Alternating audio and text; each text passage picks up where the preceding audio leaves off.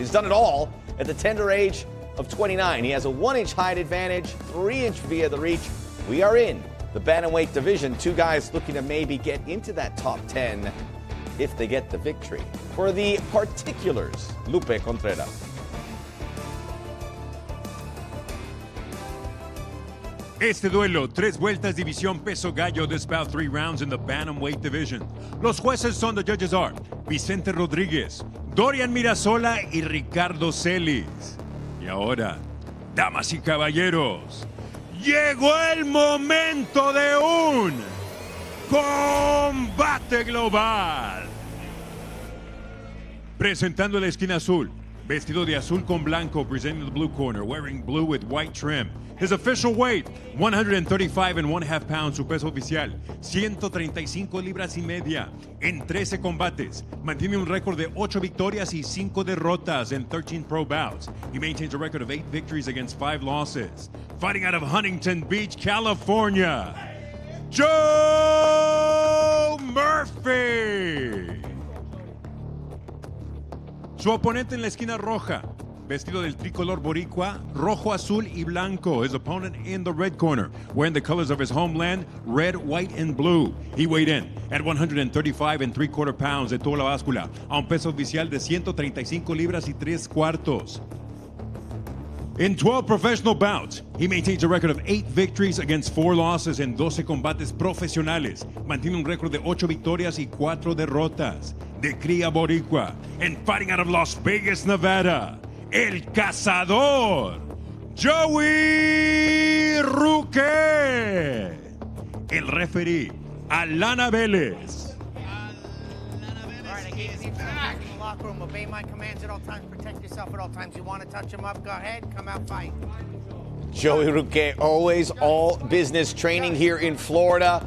Looking to continue with his contracted fights with Combate and seeing where that leads to.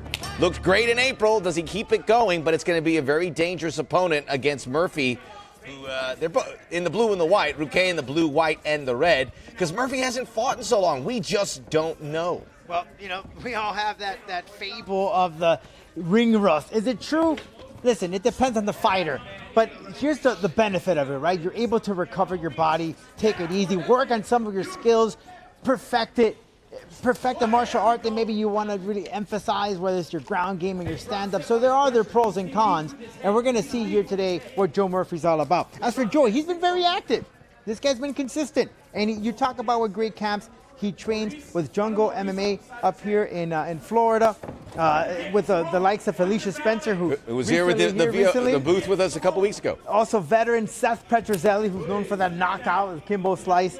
So he has some great back training with Joey Ruquet, and I'm sure he's going to display some of that inside La Jaula here tonight to bring in that action. Good kick by Murphy. He follows it up with a left hand, and it gets Ruquet out of the center. Another reset here after a minute. Kick right under the armpit, which unbalanced Ruquet, who beat Carlos Puente Jr. via the submission in April. It was his 4th submission victory of his 8 wins. First fight for Combate all the way back in December of 2015 when he fought Gustavo Lopez, who he'd fight again in Lake Tahoe in April of 2019 for the bantamweight title. Right, and Murphy, 2018 was his last fight. Again, he's been trying to find some fights. A lot of injuries of his opponents. COVID struck. So he's been itching. He's been ready to go. This is an opportunity to flip the coin here and restart his career as a professional. And it's crazy to think, Max, that Joey, prior to becoming a pro, this man had over 30 fights as an amateur. That's wild. A lot of tread on those tires. And I got to say, Murphy looks good. Murphy looks good for a guy who hasn't fought in a while. Looks like he's interested and has done his homework. Well, he's been training. He keeps active in the gym. He's sparring with some game competition that keeps him busy. So even though he has not been in an actual fight, you know, with the big lights and inside the cage, when sparring itself, I mean, listen, Mike Tyson or Muhammad Ali used to say, training, I hate it, but I know I have to do it because it's going to allow me to be the better fighter when it comes to fighting. And something inspired him to get back. And here it is. And clearly he has got a building block as he got a little bit of leather on that right hand. And Ruquet backs out in time. Both of these guys are submission specialists, but this has been stand-up for these first 3 minutes of round one. You can see here back and forth. Joe Murphy, great. Good combo. Uppercut. Great hook and follow with a kick. And a knee. Woo. Could have forgot that this guy just fought a few years ago. It's like he never missed any. Really impressive. We were talking about Joe Murphy. What can we expect? This is a long layoff. Does he want to fight? Well, the answer early on is yes. He hasn't missed a beat. It's all it takes. We've seen it in this fight game. You can't, what we've learned about mixed martial arts, you cannot look at records, you cannot look at layoffs, opponents, and get a real gauge of a fighter. Because at any minute, they could say, this is new. This is new for me, as he gets 2 rights for 1. Beautiful uppercut from Joe Murphy. Oh, now sharp right, and then following with the left from Ruquet. Ruquet coming in really close and tight with those hooks. Good Great kick. no kick there to the quad area. That'll sting. Great Murphy, teep. root 1. Oh, comes in with the right hand, and that got Ruquet, who had to back away. Now he's following it up. Murphy peppering with the jab. Hello, Joe. Beautiful shot. This is a fight, folks. And it's also, we talk about Ruquet, he doesn't know what to expect. He goes, who is this guy who hasn't fought in so long? I mean, I have fought all these fights in the time that he's fought 1. In 5 years, I've had my entire professional career. Yeah, and you can look at those old tapes of those previous fights he has, but you're right. It's been a couple of years.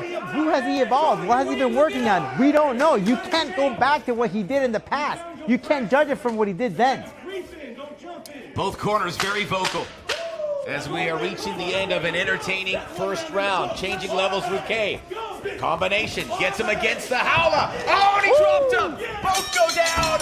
And the first round ends with some fireworks. Man. Of course, it's 4th of July weekend. I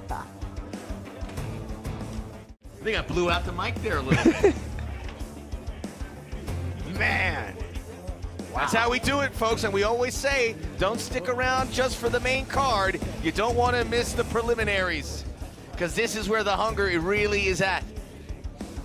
They got the memo, Max. Stand up and bang. That's what we like here in Combate Global. And that's what these boys have been doing inside La Jaula. Just back and forth.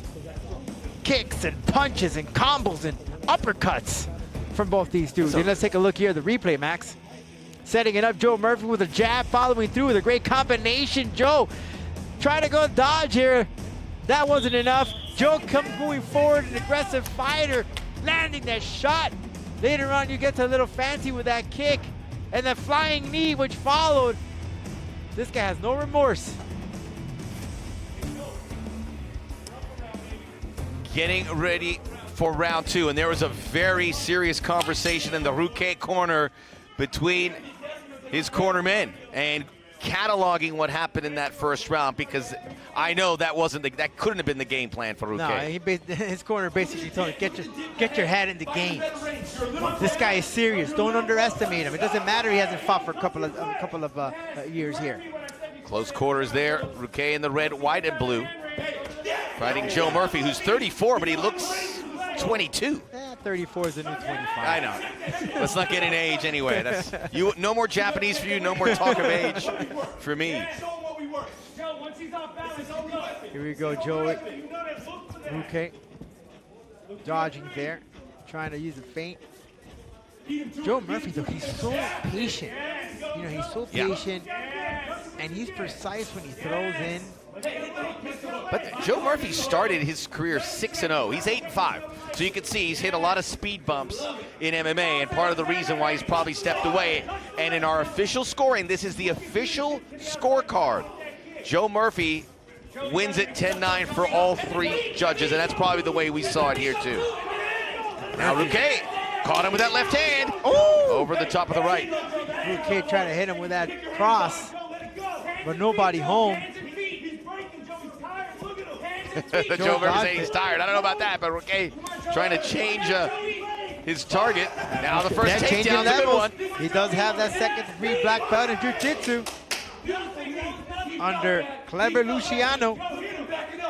And also a dark blue black man in Muay Thai under Tyler Rombles. And we can get into that Muay Thai stuff a little later. The Joe Murphy corner is illuminating the studio here. You hear everything. Good kick by Ruquet. That's what Ruquet's doing now, right? He says, let me break him down. He keeps moving forward. Let me just chop down his legs. And it's right there. And Murphy recognized it. He understood that Ruquet was going to go and kick that lead leg. So he moved it back. He needs to check those kicks. Joe Murphy, interesting with submission. He has a puppy named Darce, named after his favorite choke. He won via Bravo choke. You're gonna have to explain me on that one. We never see that, but he's actually got a victory by that submission. Maybe he wants another puppy. You can call him Bravo. Good kicks here by Ruquet. Catching that lead leg. Very active now. Ruquet knows he has to deliver in round 2. Oh man, just displaying great stand-up. Another takedown. Joe now going to the ground game, changing that level. Blocked nicely by Ruquet. Joe Murphy has grappled in major tournaments of the IBJJF and many others. Good turn there by Ruquet, who again, just an incredibly decorated career with what he's been able to do. Woo! Now they both meet in the center and exchange. All right, Joe. Murphy's face has changed here. Now Yeah, Ruquet's it's changing gears here. Turning the tide here. Uppercut. Ruquet now showing some confidence. Now he thinks he has this fight in the bag. Big kick. You can hear the Joe Murphy corner. Do not give him this round. Ruquet is taking it right now. A lot of feints. And now Murphy, instead of going forward, he's going backwards. Ruquet's pushing the pace in this second round. Ruquet, father of 3. The striking's now in the groove for El Cazador, Ruquet. Tables have turned here, Max. Not the same Murphy we were watching in the first round. Oh, question mark kick. I love that question. It's so hard to hit. You know, I've been trying and doing it, and I just can't get it. It's so much movement. Luke Rocco just does it so well. What an incredible story that you shared about getting the black and gold armband for Shudo Bokushingu, which is shoot boxing. It just shows you how he is seeking new martial arts to round out his game. It's so respectful to those martial arts. People think that when it comes to MMA, right, and for those just tuning in for the first time, it's not just boxing, it's not just jiu-jitsu. I mean, there's so many components. That's what they call themselves, well-rounded fighter. You know, freestyle wrestling, folk wrestling. All of this, when you put it into gear. Oh, uppercut Ruquet. Hello. This is a fantastic second round. What a response. Yeah, Murphy says, well, let me switch gears here. I've been getting Important clobbered. takedown. Heading towards the end of round 2. It will go into the guard of Ruquet, but we are going to a third round. Maybe that changes the judges. We'll see. Man, let's take a look at the replay here from that second chapter of this fight. Just toe-to-toe, back and forth. That kick from Ruquet woke up Murphy. You can tell here from the emotion that Murphy's like, whoa, it's not looking how it was in the first round. Then later on, he tried to switch the levels to bring the fight to his position. But Ruquet was just very persistent and aggressive, Max. Some blood around that right eye, some swelling. He needs a lift, there's no doubt about it. His coach just told him, use that jab, get him away. Because Ruquet keeps coming in, and he's gonna kick that lead kick, and then from carry on.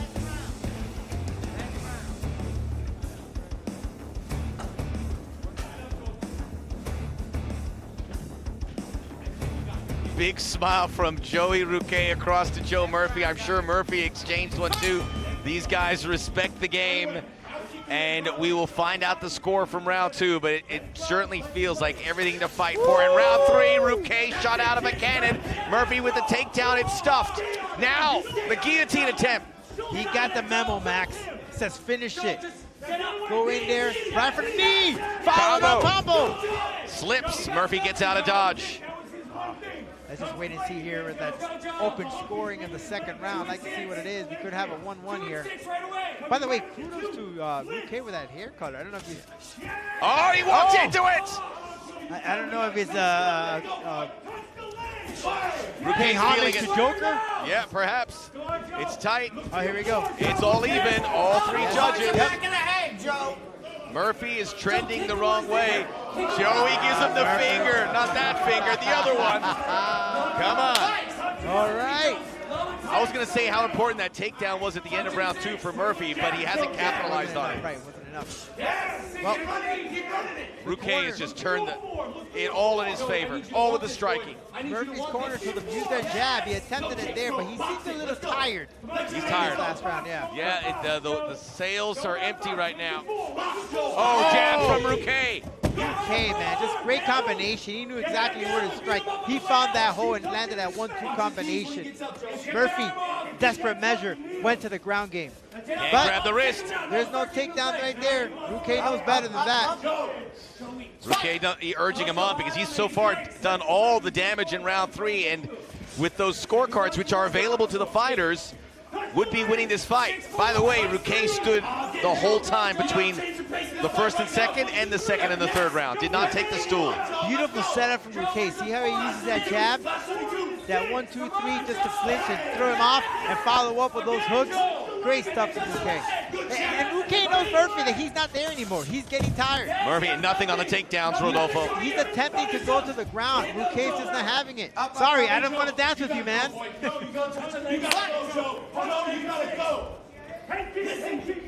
I don't want to go ahead and go to the ground game. I want to keep this fight standing. Murphy breathing out of the mouth now. He's tired. He's got to dig deep here. But he has a runaway train in front of him. Oh, Ruquet shooting from every angle, back to the ground. Remember, Ruquet's really good on the ground, submission specialist. Yeah, but Max, Ruquet is just tired. I mean, sorry, Murphy is tired. Is this a good strategy? Ruquet stepping away, go eat that clock. Ruquet knows, he knows that first round could have, in his mind, could have gone either way, right? He knows second round, he knows the second. So he knows what he has to do in the third. Oof. Another just absolute smack on that lead leg. And see how confident Ruquet is now in this third round? In that first, he was a little hesitant. We talk about the layoff, and you can train for 15 minutes of fighting, but you can't imitate what the actual fight, right? The adrenaline, the rush, it's a whole different. Yeah, because he's running on empty now, Murphy. Oh, Superman punch.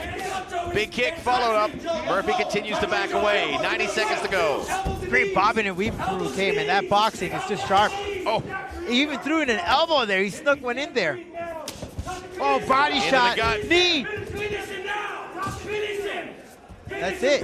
Ruquet smells blood. and the corner, finish him, Joey. He wants to finish him, no doubt about it, but he's got to fight smart here. And Ruquet's frustrated. He wants to keep the fight standing because he knows that he can take him out. 1 minute left. Wow, it's like night and day for Ruquet from that first round and that second and third. Just a different fighter. Hats off to Ruquet. He absorbed the pressure. Yeah. He talked to his corner about the game plan. There was an adjustment. He made it. He's winning this fight. Oh, shit. Great boxing work from Ruquet, though, man. See how he does that jab, bobbing and weaving, throwing in now the elbows. Into the guard. Hence, that's why he's recognized in Japan with that shoot boxing ranking. He's got Murphy pinned down. Gets that heel out of there. 30 seconds, Joey. Finish him. They still want him to finish it, and he's going for the kill. He wants that. He wants that victory. He doesn't want to leave it to the judge's hands. Murphy knows it too. It's all about pride, and he's showing lots of it. Has got nothing in his lungs. Nothing. He can even throw an up kick there. That's how tired he is. Usually that you would do. You would throw an up kick. Yeah. I haven't even seen that one. Another Or an punch attempt. into the gut. And that's it. Ruquet, all class, all the time, picking up Murphy. This was a real comeback effort. And Ruquet looks like he did enough. We'll be back for the official decision. Los tres jueces entregan tarjetas idénticas de 29 a 28.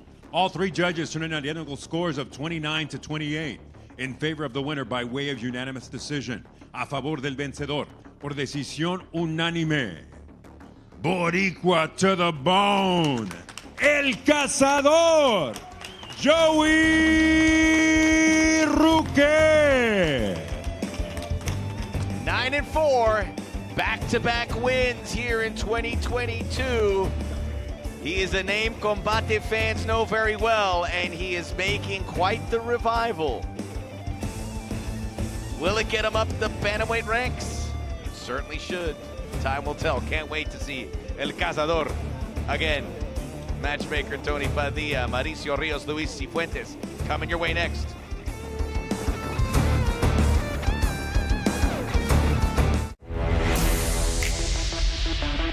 My name is Melissa Amaya. I'm 27 years old and I'm fighting out of Spokane, Washington. I started practicing MMA back when I was in nursing school. One of my classmates invited me to a kickboxing class. Eventually I started doing jiu-jitsu classes, wrestling classes, and then I just got hooked. The most difficult obstacle in my life, I would say, is I was diagnosed with pretty good depression. This sport has helped me through that because at the end of the day, like fighting in a cage or fighting outside, it's your choice. You have everything you need to battle. My advice for people is you have to keep going and you have to keep finding a support system for you because your life is important and it matters that you're here. My fighting style would be just ready to kill. I don't like going 3 rounds. Like I'm there to finish it as quick as I can. I think one of my coolest moves that sticks out to me right now was when I had Jessica against the cage. And I was kind of just trying to breathe and catch my breath and think about how do I get her off because she was strong. So I kind of just came down on her body a little bit, got on one knee, and I just tossed her over, and that was a pretty cool feeling to get her down easy.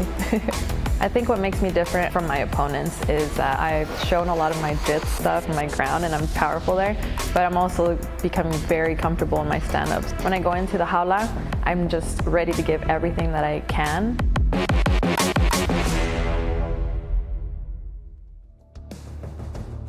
Luis Sifuentes, who makes his debut at the age of 27, 2 inches taller than Rios, all even on the reach. We are in the featherweight division, and one of these guys hopes to take that next step at the expense of the other. Mexico, United States.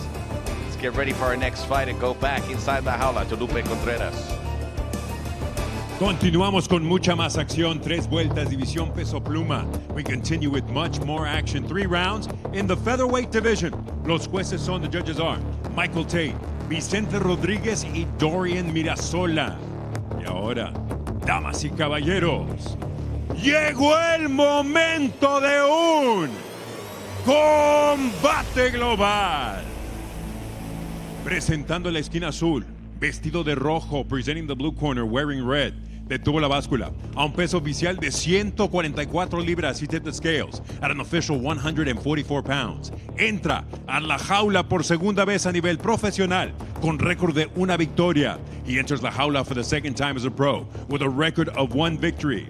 De la capital azteca, la Ciudad de México, DF, Mauricio Rios. Su oponente en la esquina roja, vestido del tricolor mexicano, verde, blanco y rojo. His opponent in the red corner, wearing the colors of Mexico, green, white, and red. His official weight, 145.5 pounds. Su peso oficial, 145 libras y media. Esta noche se lanza a las grandes ligas de las artes marciales mixtas. Dentro de la jaula de Combate Global. Tonight, he makes the leap into the big leagues of MMA. Inside of la jaula of Combate Global. From Temecula, California, and hailing from Fremont, Nebraska, Luis Sifuentes. El referee, Marcos Pérez. Marcos Pérez, the third inside la jaula. One mouthpiece. Mouthpiece situation here. Now the fighters will come to the center of the cage. Ok. Ya saben las reglas. Quiero una pelea limpia. Ok, y obedezcame a tu documento, ok? Choque cuando si quieren. Well, you get one chance at a first impression if you're Luis Sifuentes. This man already made a really nice first impression by beating Martin Justiz via a sub-heel hook back in November. We're underway. It is Rios in red. Great striking from Lewis right to get the fight started. This man, he said, listen, I felt a little awkward where I lived in Iowa. He felt different where he lived. Like you mentioned, he's from a small town, but he made the change. He wanted to become a mixed martial artist, left that state of Iowa, went to Nebraska, wrestled, and now he's in California training with Dan Henderson's Athletic Fitness Center with the likes of Trevor Wells, Ashley Yoder, and so many more. But when you mention Dan Henderson, I think that's enough, right? My favorite all time in mixed martial arts. And they're in Temecula, California. Great wine country, by the way, if you ever get a chance to visit. Beautiful up there in the mountains, the vineyards, not too far from San Diego. Sifuentes will take a seat. Rios doing some work on top. Mauricio, great jiu-jitsu. Gets the back now, Sifuentes. And this is what happened here. He seems that he's very confident. This could come to an end real quickly. All he has to do here, he could tip him down here, put that foot to bring him down. Got a warning from Marcos Perez to holding the jaula. It happens. It's the first professional fight for Lewis. Yeah, what's going through his mind? I mean, there's a lot here that you have to absorb. It's all, you have the designs, you have your plans all beautifully laid out. Then you get in here and they change. He had over 10 fights, or about 10 fights in amateur. But nonetheless, especially he fought in states where MMA was not as big. Even in some states, believe it or not, they're still working their athletic commission and the rules and bringing it up because they don't have as many fights. And that's why he ended up leaving his state of Iowa and going to other states. So, yes, this is a big stage for him. He has to get used to now the rules of professional MMA. You don't hold the fence or the cage, la jaula. That's what it's worth. There's that sweep that Mauricio is looking for to work down the ground game. Has a great grip of that leg to scoop him in. Now Lewis, Lewis needs to get out of this position. La jaula is prohibiting him from doing anything. He needs to get out. Mauricio just has the upper hand. That's what it's worth. As Pete putting all that strength, pushing him in, trying to scoop him in, and then perhaps even transition to get Lewis's back, and then work some sort of a submission in the way.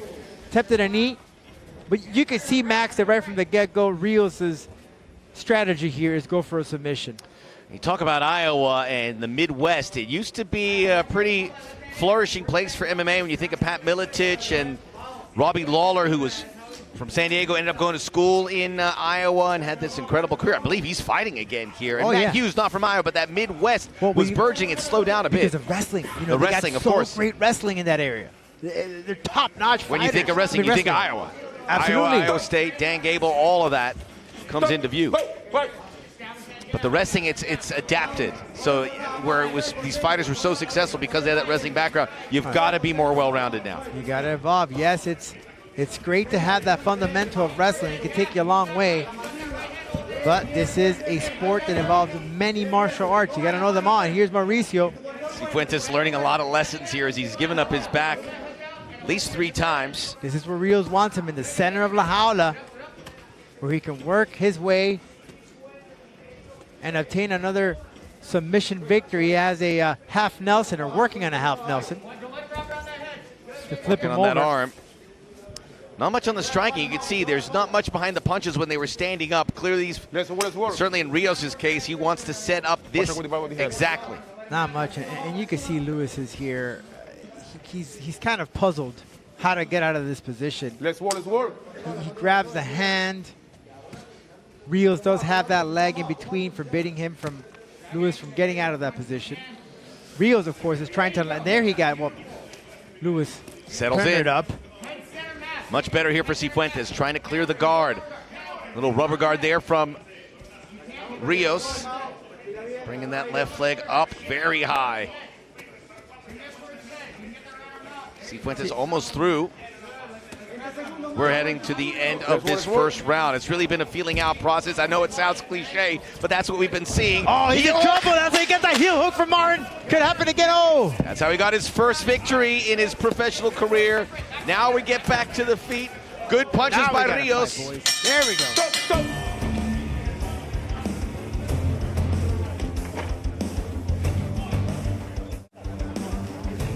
A little flurry. It got good there at the very end. At the end. We had to wait for it. If I was Lewis, keep it in the center of La Jaula. Strike. Strike. You know that Rios has a great ground game. Keep it in the middle. Look, toe-to-toe, right from the start, they were exchanging. And Mauricio knew the power that Lewis had. He knew that Lewis had a great stand-up game. And then Rios, confident with his jiu-jitsu game, attempted to go for some sort of submission, whether it be a rear naked choke or go for the back. And then at the end of this fight, back and forth shots. Unfortunately, the bell rang, but hey, we got another episode of this fight.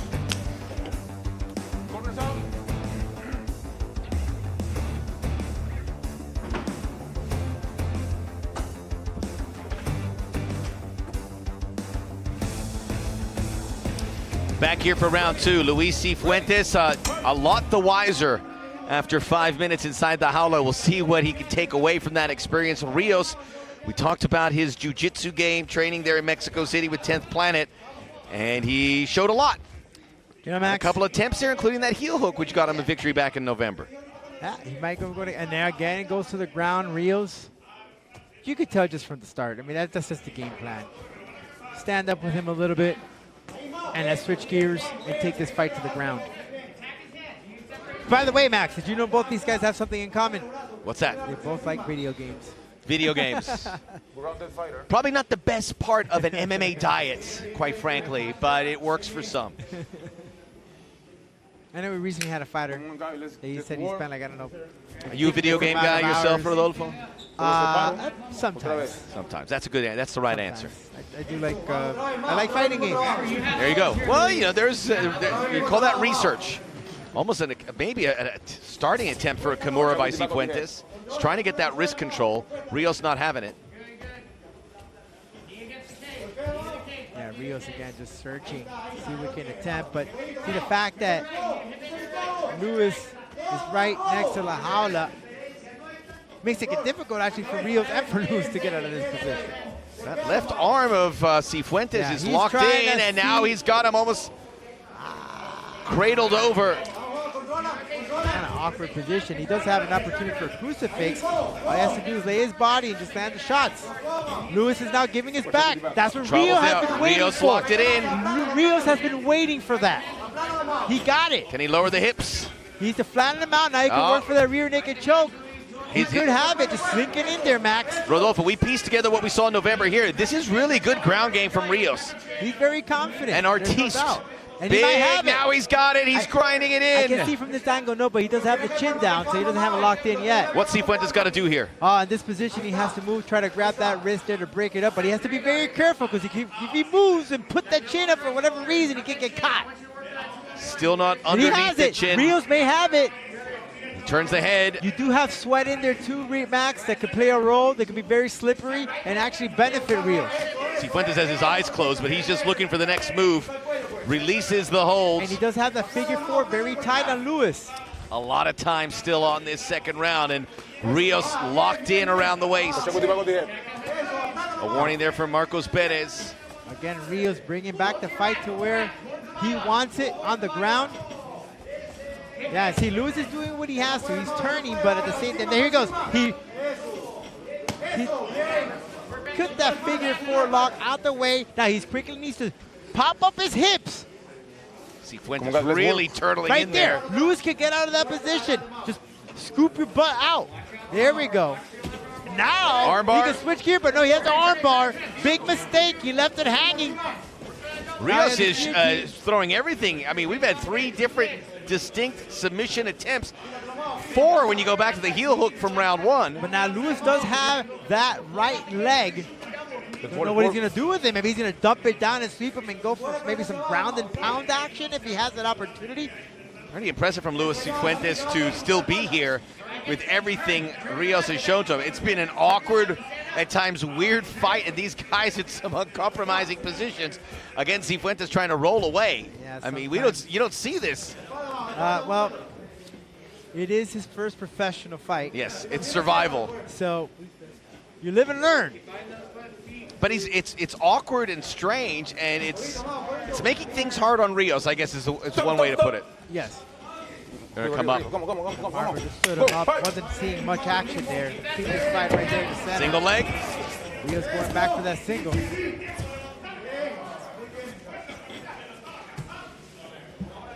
Lewis once again in the same position. Just Rios good shoulder position.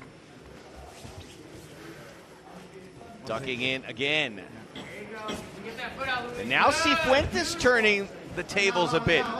It almost looks like a tango going on there. Legs coming in and out. Just missing a little accordion. Right, and that's what you want. But look, Rios is hanging on to the kick. This is better for Sifuentes. Now he can take the high ground. Use some hammer fists. Throw some shots. And as you're showing, and as you're punching, kind of bring Rios to the side to push it out La Jaula. We're reaching the end of the second round. There's the bell. Go to the corner.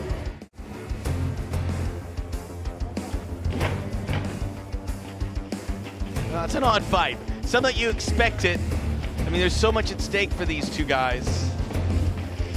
In the first jaunt in the professional debut, and just for Sifuentes, just the second for Rios.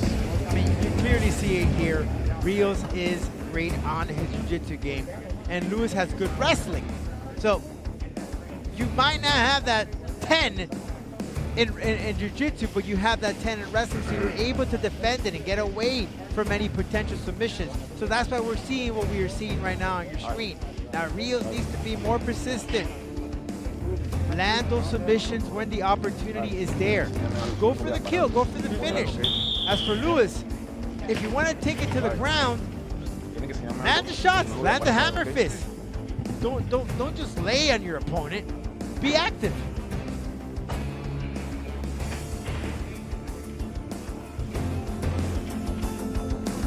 Back here for round three, Luis Sifuentes has seen a lot. Close to submission, it would appear, but he's still standing. And he has a third round Come on, guys. to fix things against Mauricio Rios in red. Representing Mexico City. They just go flat-footed there in the center of the jaula. You got less than 5 minutes to go. That's it. You got a half tank of gas. Let it ride. Changing levels, Rios, but he's... If either of these guys were a little sharper in striking, they would have a very tasty target to throw at. Pretty exposed there, both of them. Well, Lewis likes to strike, but he allows Rios to come in. He's not using the jab to kip him off. And we're seeing a replication of what we saw in that first and second round. Using the jaula as a way to really makes it very difficult, obviously, for Rios, because he can't move around to land a submission as we're getting the referee's point of view, that referee camera angle. And again, Rios is just searching, looking, and Lewis here what's really protecting him is his wrestling. He's able to just transition. Rios taking the back again. He has been here before. Trying to triangle that in underneath with the figure four if he can. Or he's actually trying to slip in the other leg in so he can open up the hips. And he's trying to look for that armbar, but see, it's so hard because you have the jaula right next to you. So yeah, you that's why you want the center. You can't push back. You can't. Right there in that position, as Rios, you grab in both of your hands and you push back, but the jaula is in the way. So you got to take this fight to the center of the jaula. Sifuentes is out. Rios follows him around, sits him down. I mean, Rios has been the aggressor. Rios has been attempting to finish this fight. Sifuentes has just been reacting. Right. And Rios now has won rounds 1 and round 2 in our official scoring. You said it right, Max. He's just reacting, but he's not doing anything with it. It's taking a toll here, having Rios hang on you. And Rios also learning here on the job, having to be a little more clinical in these situations with a relatively open target in Sifuentes, again locked in. Yeah, but Rios too, land some hammer fists, land some shots, because that's gonna allow Lewis to open up, because it's kind of like, you know, when a fly's next to you, try to push it off, right? So now you leave that open gap for Rios could land in a rear naked choke. Another rear naked choke There attempt. it is. It's on the chin. Can it get under the chin? Let's go.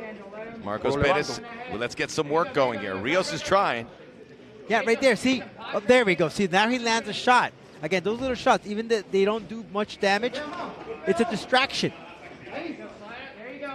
Sifuentes just trying to limit the area where Rios can work at. He might switch there to trying to grab that arm and go for the armbar. Still here, got Max. those legs. No, there it is. He's switching to go for the armbar, because now he has that space. Now he's able to pull away in the back. And it's been a frustrating fight for both these guys, but Rios at least has been resourceful.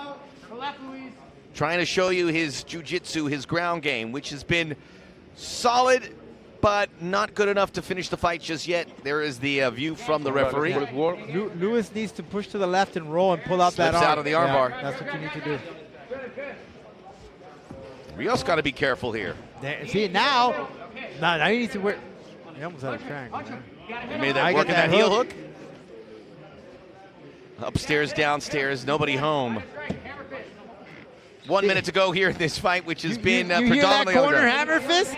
None of that is happening. Not action, not active at all. It's just like they're just laying. Heel hook laying time. Cifuentes does have something to take away from this. He has been pretty good defending these submission attempts. Again, if you're a good wrestler, you know, you're able to defend. That's all. But you need to be active. You got that defense.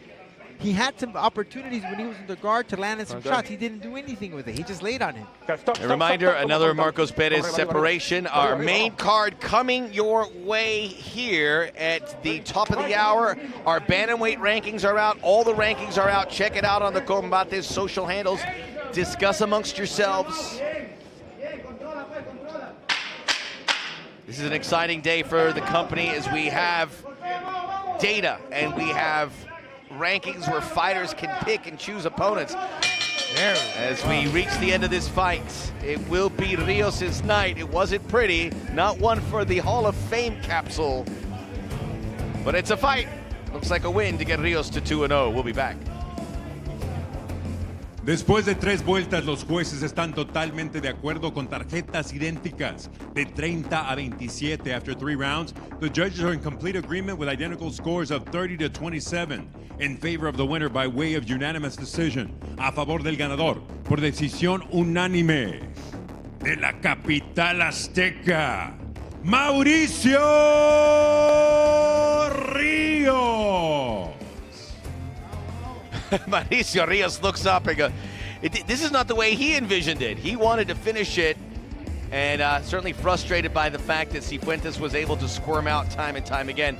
But it's a victory, and 2-0, as we always like to say, sounds better than 1-0. Sounds better than 0-1.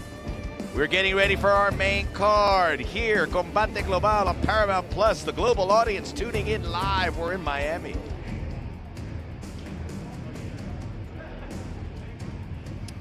All right, a recap of what we saw here. Luis Sifuentes making his professional debut. We can see Max right from the start. A little bit of stand and bang from both these men, but later the fight will go down to the canvas where Mauricio Rios searched for a submission. Luis's defense just wasn't allowing Rios to capitalize on it. And that was the end there of that second round. It was first round. Then in the second, we move forward. Rios again is searching to complete this fight and go for a victory, searching for a submission. However, Luis just made it very difficult for him to capitalize on a submission. However, Luis's professional debut, of course, this is a whole different panorama when you step inside La Jaula. as Rios and both these men, they attempted to exchange again. This is the third round. Rios scooping up Lewis. However, Rios took the victory by unanimous decision.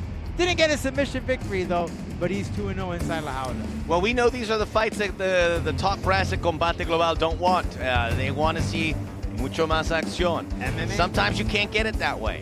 So maybe get a reprieve, they'll get another chance, and certainly are expected to bring the fireworks the next time around. We can send them some cafecito. They need a cafe. My name is Naomi Tataroglu. I'm from Holland. I describe my fighting style, you know, like aggressive. They say to me I'm like a pit bull, you know. When I grab somebody, I don't want to let you go anymore. I like to punch people and knock people out.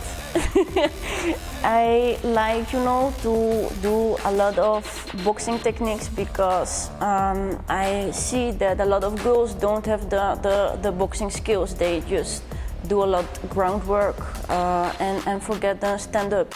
My biggest motivation is my mom. She, yes, the most people know that I don't have her around me anymore. But yeah, she is my biggest motivation about, you know, fighting. She just learned me how to fight. You know, when you're down, you have to go up. So how I am now, it's just because of her. My opponent can expect, you know, a great show. I'm fit, I'm strong, I feel myself great. So I want to do everything for the win. I want the title fight, so I have to. Yeah, I have a dream, you know, to become a champion, and I know in my head when I just push myself and you know, get the best version of yourself, I will be a champion. The head-to-head, both ththese fighters in their 30s, but a Whitney at 38. Many would feel that's over the hill, but it's the new 28. That's right. We're at 140, 4-inch reach advantage for Briseño, who is very long with his kicks. Both fighters coming in 5 and 7 inches tall. We go to Lupe Contreras. Las reglas oficiales de la jaula, 3 vueltas de 5 minutos, 3 jueces utilizando el sistema de 10 puntos. Este duelo pactado a 140 libras, this bout at a catch weight of 140 pounds. Los jueces son, the judges are Ricardo Celis, Michael Tate y Vicente Rodríguez. Y ahora, damas y caballeros, llegó el momento de un combate global. Presentando la esquina azul, vestido de rojo con blanco, presenting the blue corner, wearing red with white trim. He weighed in at 139.5 pounds. Detuvo la báscula a un peso oficial de 139 libras y media en 26 combates. Mantiene un récord de 16 victorias con 10 derrotas in 26 professional bouts. He maintains a record of 16 victories against 10 losses. Hailing from Kansas City, Missouri, and now fighting out of Coconut Creek, Florida, Sir Andrew Whitney. Su rival en la esquina roja, también vestido de rojo con blanco, his opponent in the red corner, also wearing red with white. His official weight, 139.25 pounds, su peso oficial, 139 libras y un cuarto en 16 combates. Mantiene un récord de 13 victorias y 3 derrotas in 16 pro bouts. He maintains a record of 13 victories against 3 losses. De la Ciudad de México, DF, Carlos Briseño. El referee, Alana Vélez. Alana Vélez, the third inside the jaula. Big fight here. Locker room, obey my commands at all times, protect yourself at all times. If you want to touch him up, go ahead, come out, fight. Judge. Carter. Judge.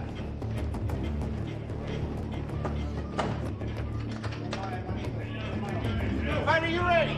Fighter, you ready? Fight! We are underway. Carlos Briseño, Andrew Whitney. It is, again, both fighters in red and white, but Briseño with his back to the screen, representing Mexico. Whitney, very proud of his Kansas City, Missouri roots. Andrew Whitney, unlike the first time we saw him in La Jaula against Martin Bravo, more patient, more calm, trying to pick where he could strike. Great overhand, just missed it. But if that overhand right would have caught Carlos Briseño, it would have been a good night, Irene. Carlos great sharp hands, very fast. Again, good dirty boxing as well. He's going to use that jab and that reach that he has over Andrew Whitney. Briseño coming on the inside of the inside leg of Whitney. Whitney talking about how Kansas City breeds killers, blue collar, hard-working Missouri. He represents hardcore. His fighting style is street-born, hard knocks. Calling it street jitsu. It's got a good ring to it. Let's make a t-shirt out of it. He used to play football. He was a tailback back then. And free safety. And he used to play baseball, center fielder in high school. This guy's an all-around athlete. Sweeping movement from Briseño. You can see the length. An excellent kickboxer. Saying, Whitney, bring it on.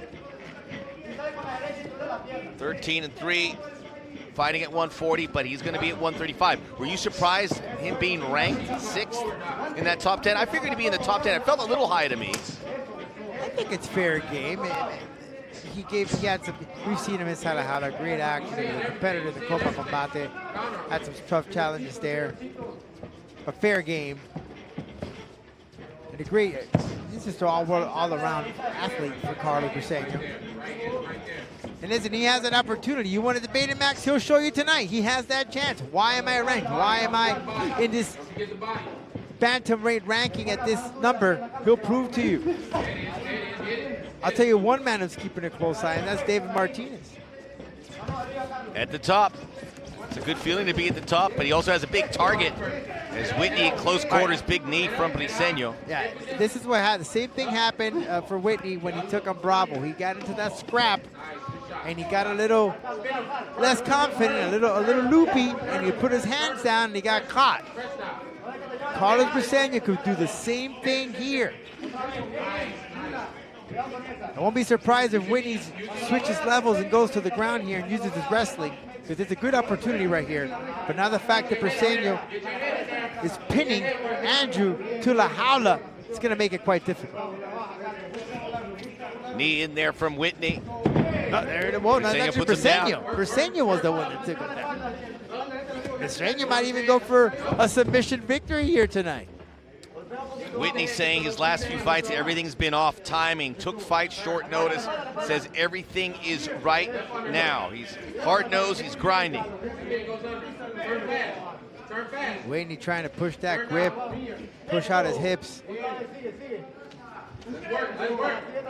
Whitney needs to get out of that position. The jaula's prohibiting him from moving. He's just trying to grab that wrist and transition to get out. But yeah, he is grabbing that fence. Alan Labella just gave him a warning. He's desperately finding that opportunity to rip the grip and get out. Carlos perhaps could slam him here. He could also put one of the feet to another big bring him knee. down. Briseño, we talked about his training. And training with David Martinez that you talked about there at Bone Breakers. How crazy so he's that getting would a be. good look. Team versus teammate, right? And usually Could happen. Usually camps don't like to fight their own teammates, but when you got gold on the line, all that's thrown out the window. We saw that with John Jones and Rashad Evans. Once teammates, then became enemies. It can happen, and they usually stay that way. Whitney's been second best so far in this first round, which is reaching its conclusion. It's a great reprieve for Whitney. He got that main event against Martin Bravo. He was a big underdog, and it showed in the fight. Short notice fight, big left hand. Briseño, that one hurt Whitney. Great jab. Whitney going for an uppercut.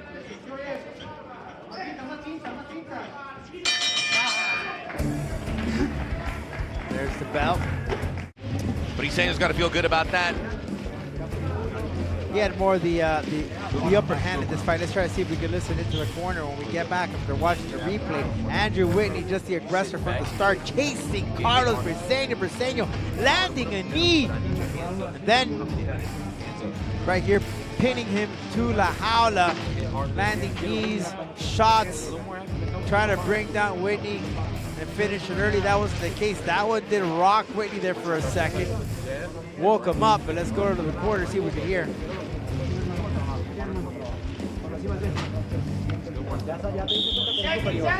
Lots of coaching here for Briseño, who was in the Copa Combate, lost to Christian Barraza, which was certainly a surprise result. That was last December. That was in the quarterfinal round, so he was one and done. Yeah, he came in there as a favorite, and then Barraza ended up taking that win. Big win for Chile. And that's a great story that occurred last year. Back here for round 2. Briseño in all likelihood winning the first round. We'll get the official scorecard here momentarily. It's got some adjustments need to be made for Whitney. Carlos just needs to keep pushing that pace, keep coming in. You can see Randy's just backing up. There we go. Using that left hand. Briseño did beat Adam Martinez back in October of last year via unanimous decision. As for Andrew, I don't know why he's not pulling the trigger on that wrestling. Why not explore it? You saw that one strike from Briseño that Whitney wiped off his face. He didn't like it. Now you can see the puffiness around that left eye. He comes in. So again, pinning him to the jaula. Again, Whitney's gonna grab both of those, the grip, and then turn, but peppering Whitney. Great positioning from Carlos, preventing him. And there's the open scoring, Max. You can see going to Briseño that first round. We talked about Briseño starting his career at 9-1. Andrew Whitney started 8-1. Then he had a couple of rough patches. He's worked hard at his game. He feels he has still a lot to give, even at his age. Work your head in there. Well, Max, you know, you start out heavy, right? It's very easy to climb the first steps of Mount Everest, but once you get to the top, only a handful can say they've climbed it all the way to the top. Power knee that just missed. Telegraphed it to be. Great feint there from Whitney. Briseño comes in and out. Yeah, but Briseño has that reach. Great overhand. Briseño got one in too. Whitney having some issues with the distance. Yeah, again, Briseño has that reach. So in this position, sometimes you're gonna have to probably get hit and cut him in to get inside. Work the body. Into the clinch. Get some body shots in there for Whitney. I mean, Whitney's got those arms. He's a stronger fighter. You can see the muscles glistening, but Briseño is giving no quarter, taking none in these tight quarters. You gotta turn him here. You gotta turn him. You gotta turn him. Whitney's quarter telling him, gotta turn him. Not really attempting. Almost looks like he's just wanting to catch up his breath here. Whitney should throw in some knees. The opportunity's there. Turn him. Turn him. Right there, right smack right there. You can land in there, right knee in the side. Gets separated by Alan Abeles, so didn't have to turn him in the end. He gets back to the center of La Jaula. Sweeping left hand by Briseño, follows up with the kick. And it seems almost like Carlos, when he throws in those hands, sometimes he has that open hand slap. See if we see it once again. You might see it here. Great uppercut. Not with a lot of power, but he did land it. Great low kick from Carlos. Overhand right from Whitney. Blocked though by Carlos. See how he opens up? It's like one of the Diaz brothers made that famous, that open hand slap. Briseño peppering with the jabs, those long jabs. Good footwork. He's just having a nice fight so far, and we're halfway through, more than halfway through. Whitney's just not been able to get on track. Whitney checking that kick, even stomping to throw off Andrew. Didn't phase Andrew. Andrew cut a great interview for us, and he was very pro-Missouri. He goes, I'm from Missouri. That's how I'm different. It ain't country. And then he brought up the show Ozark, because that's Missouri. And I was like, oh, boy. Really? Yes. I know. He was also asked about, because we always ask him, we were always trying to connect MMA and football, soccer. And I said, who's your favorite team? He goes, I root for Mexico when I watch soccer. And then said, te amo to the Spanish language fans. Smart. Good left hand, Briseño. Using that Rosetta Stone. And Whitney's just taking a lot right now. He's not being persistent. Every time that Carlos comes in, he backs away instead of cutting the corners and striking. Not countering. Yeah. first that time. And the thing is, when he throws that, I get it. He's trying to go for the kill with the overhand right, but as soon as he throws it, he leaves himself exposed. To the there ribs. it is. You can see the torque on the punches of Whitney. Yeah. If he connects, they're going to sting. Right. Oh, good right hand. Oh, he dropped it with the left. There's the Whitney's left. back in it. Briseño's hurt. Briseño's eyes roll sleeping. to the back of his head. Briseño's taking one after the other. 10 seconds to go. I could have sworn that man was sleeping, man. His eyes roll to the back of his head. Alan Abeles is thinking about it. Briseño in survival mode. Look, he's wobbling. And look at the mark. Yeah, look, see how he's moving around there? Dude, he may have a cracked orbital. I mean, that left side looks flattened out. And I can see Andrew's frustrations looking at the ref. Did you see him there? He's having a conversation. Right. I mean, His I don't know where eyes Alan rolled was. out. He looked out. We saw it. We saw. Here we go. The replay here. Overhand right at the beginning of the second round.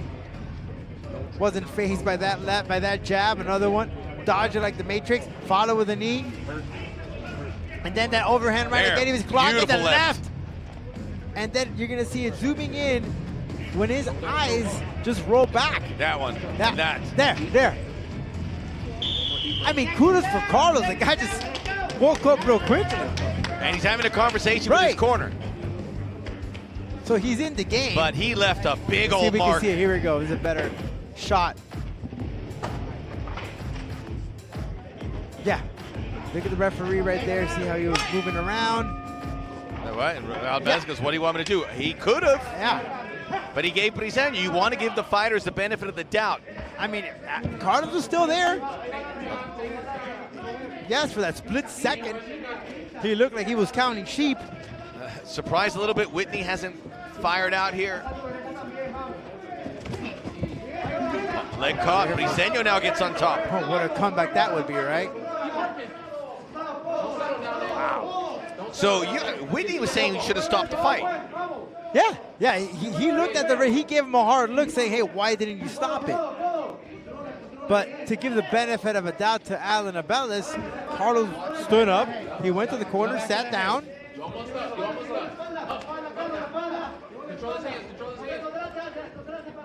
Now he's got the back, and maybe he can get into the submission game. Not really locked in, but Whitney's gone through a lot in these 2 rounds. Yeah, Not really defending this all that well. Yeah, he needs to get out of this real quickly, grab that grip. Use that hip movement to get out quickly. Because Carlos doesn't have any tight grip there. He attempted a figure 4, but doesn't have anything at all. Now Whitney needs to get out of that. Grab that wrist, break the lock, position. You see that left arm? All he has to do, he can even use the howler to position himself as force to push away and get off. Briseño, a exemplary striker. The ground game not his forte, but he's been working on it. Unloading these knees. He can posture himself. See how he's using those shoulders to use it to pop his hips up, to break the lock. Briseño now with the knowledge that Whitney has knockout power. Getting the underhooks. There's the underhooks that he needs to get off of that because Carlos is just breathing, and there it is. He found that opportunity. Of course, the sweat helped him out. Center of the howler. Whoa, look at Out of those. range. Look at that scorecard there. All levels, so that flurry by Whitney convinced all 3 judges. It was impressive, but remember, it was the last 30 seconds of the fight. Other than that, it seemed like Briseño had the upper hand. If you are Whitney's corner, do you tell him that? You're even. Yeah. Yes. I'm certainly. Go for the kill. I would say if you're Briseño's corner, but Briseño has a game plan and he's executing it. This is the way it's going to be. Right. If it's working, then don't change it. But for Whitney, go for it. I was surprised Whitney won that second round. I'm surprised all 3 judges saw it that way. Well, that's what they said. The power punch leave it to matters. the judges. I would say maybe 2 or 3 would have figured that, but all 3 shows how convincing that the final act of round 2 was.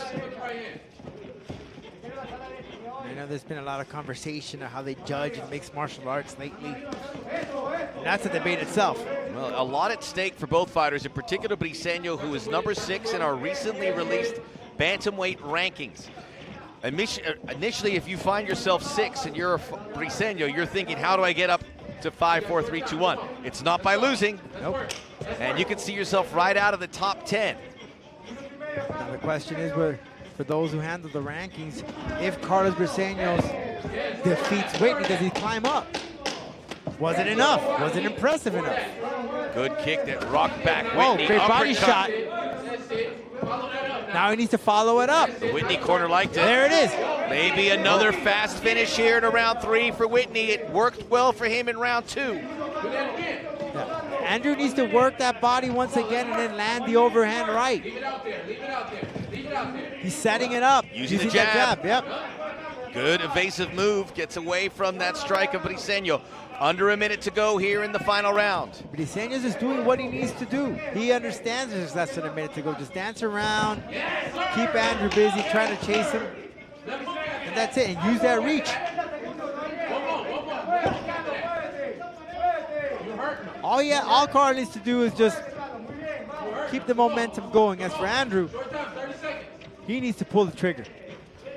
Andrew Whitney, who left a huge mark on the left cheek of Briseño. Almost finished the fight. Briseño survived, and now he's 20 seconds away. But who wins this round? It's been pretty even. Oh, okay, that was blocked. Carlos calling him in to come in. Oh, good jab. Oh, massive roundabout. Nothing, it just looked pretty. The roundhouse. This is going to be an interesting scorecard. Variant. Yeah, this is. We'll find out the officials when we return. Combate Global live. The judges like his work in round 2. Never know.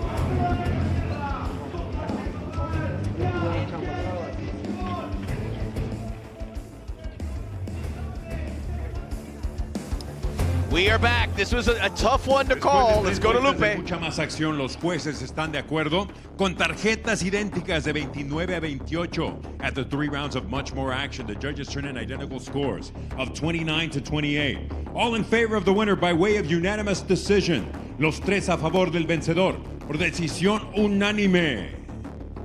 De México, Carlos Briseño. Little nod there from Whitney in agreement, but he gave it a good go there. Maybe just need a little more activity in round 3 as Carlos Briseño improves to 14-3, and we see where he goes in the rankings. Much more coming. Co-main event next on Combate Global on Paramount Plus.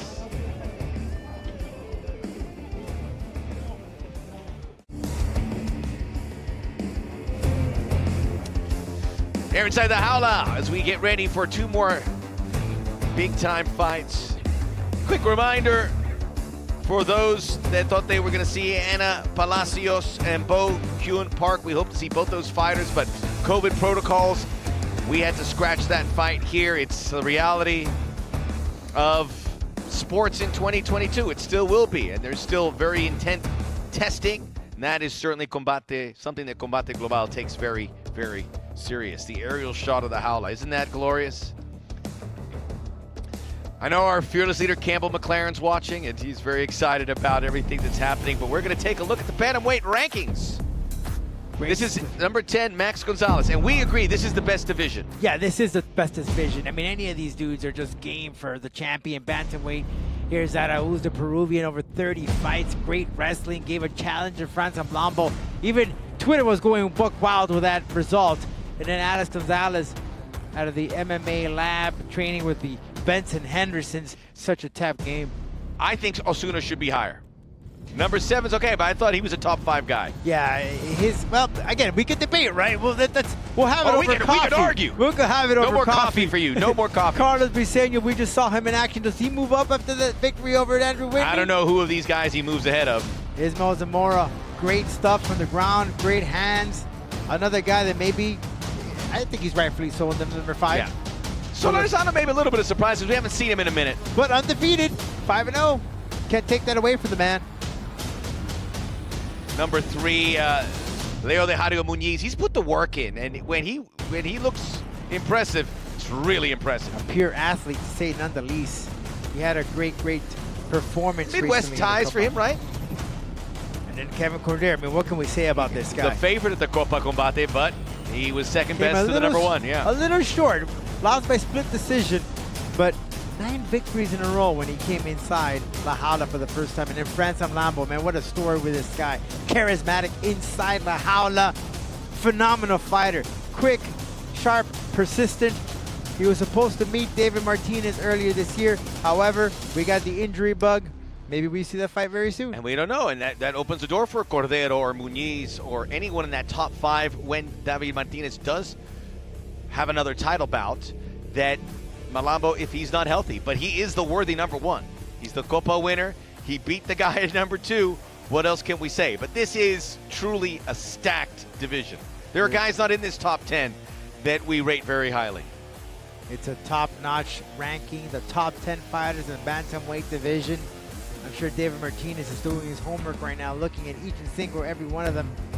Who could be? Maybe he's at just throwing the dart. But who's going to be next? Well, we've said also what's incredible about this, we always ask the fighters, who do you want to fight? Now they can look at that rankings and they say, I want It's right there. You don't need them. a GPS, guys. Melissa Amaya, learning still on the ropes. Her career in diapers, it's going to go by leaps and bounds as she gets ready for the challenge of Naomi Tataroglu. My name is DEVANTE Sewell. I am 26 years old and I'm fighting out of Villa Rica, Georgia. I would describe my fighting style as well-rounded. You don't know what I'm gonna do if I decide to grapple, strike, submit, looking for the knockout. I'm just gonna go out there and fight my fight and take what I can get. What motivates me the most if I'm losing a fight, I'm tired, is the losses. You know, I don't want to feel that way again, so it's like, now's the time, grind time, the grinder. With this fight game, you can't tell how the fight can ever go, but I envision the fight, hopefully me getting a quick finish. My last fights, once it's split decisions, the goal is to finish, fight to finish. Either you're hunting or you're being hunted. I know about my opponent that he's in striker. He's from Mexico, so I'm expecting him to have a lot of heart, for sure. Everyone I fight at this point, I feel like it's gonna be a high-level opponent. I'm not fighting scrubs. I would say his striking, if anything, like that's gonna be his biggest weapon that he's gonna try to utilize in the fight, but it's gonna be a surprise for him. I got the good, surprise for him. Yeah, there's gonna be a dogfight I'm expecting. I'm expecting him to bring his all, I'm expecting me to bring my all, and let the best man win. War, blood, just a hard fight, just be ready, like, let's go, let's go.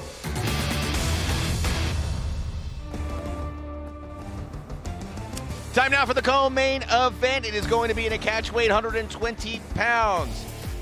USA versus the Netherlands / Turkey / Aruba. Melissa Amaya, unbeaten 3-0 out of Spokane, Washington. Let's get to meet the unbeaten fighter. She prepares for her biggest fight to date. I started practicing MMA back when I was in nursing school. One of my classmates invited me to a kickboxing class, and I went ahead and did that with her, and I was hooked from day one. I originally started fighting because I needed something like an outlet to work towards, but the reason I actually stuck with it is because of the community that I came into. I love them. I can't imagine my life without them, and I love the kind of mindset that I'm around all the time. The most difficult obstacle in my life, I would say, is I was diagnosed with pretty good depression since I was 16. So that's something that I've struggled extremely. When I go into the jaula, I'm just ready to give everything that I can. I don't like going 3 rounds. Like, I'm there to finish it as quick as I can.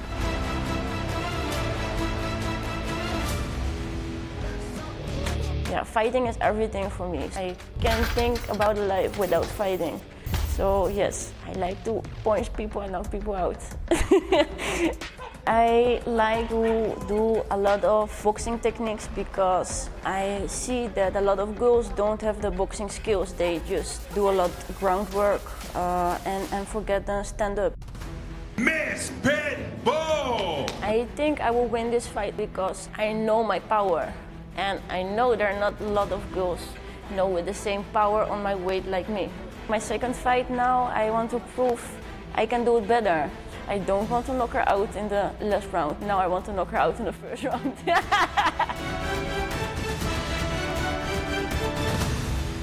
The top here as you improve your record, you get more challenges, Max. Come in at 120-pound catchweight, as we mentioned. Amaya, 3 years the senior, 4-inch height advantage, 2-inch via the reach. It's gonna be a good one. Both these doing the talking. Can they walk the walk? Let's go to Lupe Contreras. Este es el duelo coestelar de esta noche. 3 vueltas a un peso pactado a 120 libras. This is our co-featured bout of the evening. 3 rounds at a catch weight of 120 pounds. Los jueces son, the judges are Dorian Mirasola, Ricardo Celis y Michael Tate. Y ahora, damas y caballeros, llegó el momento de un combate global. Presentando la esquina azul, vestida de azul, introducing the blue corner, wearing blue. Su peso oficial, 120 libras y un cuarto. Her official weight, 120 and 1/4 pounds. Esta noche, entra a la jaula buscando mantener su récord invicto de 3 victorias. Tonight, she enters la jaula looking to remain undefeated with 3 victories. Oriunda de Chaparral, Nuevo Mexico, and fighting out of Spokane, Washington, La Mamba, Melissa Amaya. En la esquina roja, vestida de color negro in the red corner, wearing black, detuvo la báscula a un peso oficial de 119 libras y un cuarto. She tipped the scales at an official 119 and 1/4 pounds. En su séptimo combate, con 3 victorias y 3 derrotas. In her 7th professional bout, with 3 victories against 3 losses. Fighting out of Rangestad, Aruba, Miss Pitbull, Naomi Tataroglu. El referee, Marcos Pérez. Marcos Perez, your third inside la jaula. Okay, so you already know the rules. I want a clean fight, okay? Obey my command all the time, okay? Toss your glove if you want. Okay, go to your corner. Touch of gloves is there. Melissa Amaya. Curious to see. Melissa says she feels very confident with the striking. Naomi's gonna go right from the start. She's gonna be very aggressive. She learned it from a previous fight, was to play that distance. She needs to work on it. She's been working on it, and then learn to shoot for the takedown. Let's see if Naomi explores some of that ground game. It is Melissa Amaya in the blue. And it was interesting to hear Naomi Tataroglu say, I love to box, and these fighters just don't box like me. That they're not keen on letting their hands fly. That's going to be the game plan. Amaya does have some boxing in her toolbox, but also has that submission. She beat Andrea Amado via first round rear naked choke back in November of last year. Melissa feeling it out. Even Naomi has respect for her. She's not being right from the start aggressive, pushing the pace. And Amaya has to use that length. She has to. She has to. And again, if anything, Melissa could always just switch the levels and go down to the ground. They're just strategizing where to strike, but Melissa be very confident with that. See how she set up that jab, followed up with a right. Hasn't found the range. Short left by Tataroglu. Okay, comes upstairs. Okay, and that's Naomi's right there. When she pulls that trigger, she just non-stop. He's like the Energizer Bunny. Yeah, Tataroglu is a beautiful boxer. The compact nature. Melissa the landing with that jab. Special hello to our good friend Juliana Peña, who we spoke to today. It's tuning in. Bit of a mentor to a Melissa Amaya. Both with the Spokane roots. She trains with some of the great fighters, with Juliana Peña, Michael Chiesa. Oh, good kick, Tataroglu. Rick Leto there, one of the top coaches of the camp. Woo, nice kick there from Melissa. Tataroglu, who's gone through so much, losing her mother. She says, I try not to cry every day, but I see a photo and the emotions get the best of me. Naomi, It was the only family member, excuse me, Rodolfo, she says her mother died last year. It was the only family member she had left.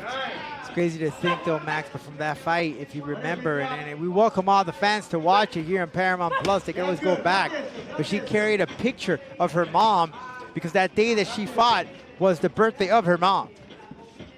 In fact, she took some time away from the sport to focus on being next to her mom when she went through her challenges there. She passed away now, but she was there bedside.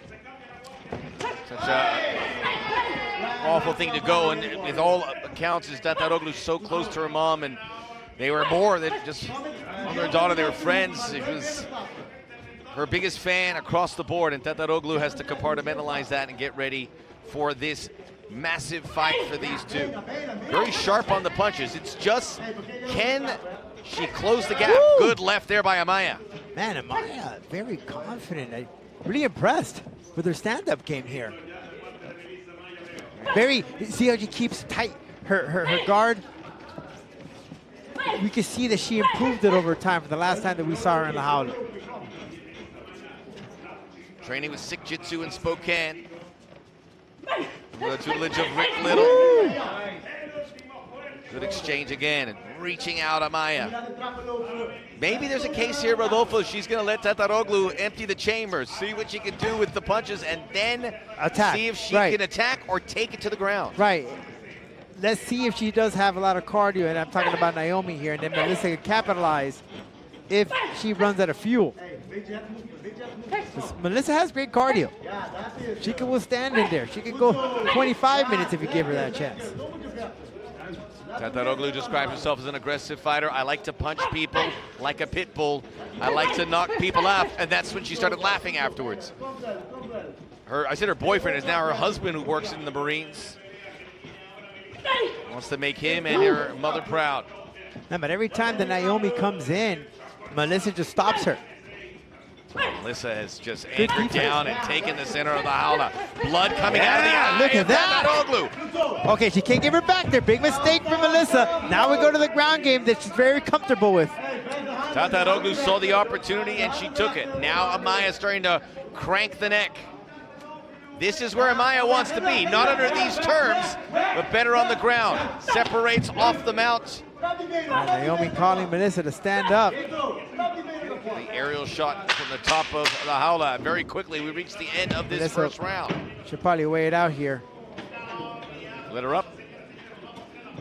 That should be that of this first round. Eventful. Naomi has already felt some of the effects in her left eye as she's bruised up. But they're right from the start, just an exchange. Great interaction from Melissa, man. Just jab and cross straight from the top. Naomi, she wasn't even able to bob and weave. Melissa would just stop her right from the start. Great improvement from this young lady in her stand-up game.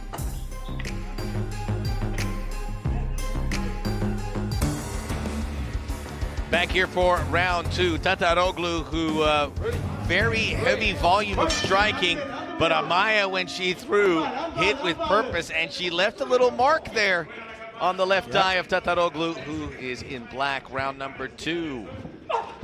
Melissa marked her territory very early on.